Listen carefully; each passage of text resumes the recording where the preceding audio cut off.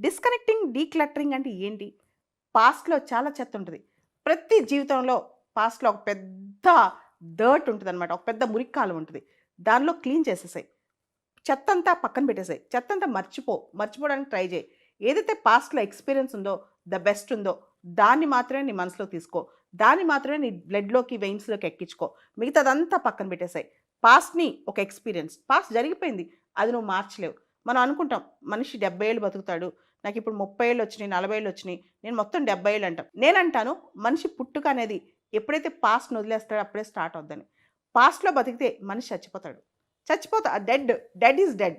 Let the dead bury the dead. Past వదిలేయండి. పాస్ట్‌ని ఎవడో ఒకడు తీసుకెళ్ళిపోతాడు. పాస్ట్‌ని పక్కన పెట్టేయండి.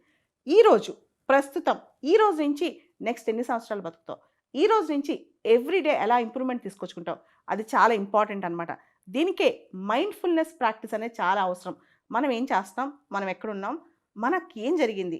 అండ్ ఈ జీవితం పట్ల, మన దగ్గర ఉన్న వాటి పట్ల, ఏదైతే మనతో ఉన్నాయో, మన దగ్గర ఉన్నాయో, వాటి పట్ల కృతజ్ఞత కలిగి ఉండటం. గ్రాటిట్యూడ్ అంటాం అనమాట. Practice gratitude. ఆ కృతజ్ఞత అనేది మనకు చాలా ఉండాలి. అంటే చాలామంది లేని వాటి గురించి ఆలోచిస్తారు. నాకు లేవు, లేవు, లేవు అని. చైనీస్‌లో ఒక సామెత ఉంటదనమాట. చెప్పులు లేవని బాధపడేవాడు ప్రతి ఒక్కడు ఒక మాట ఆలోచించుకోవాలి.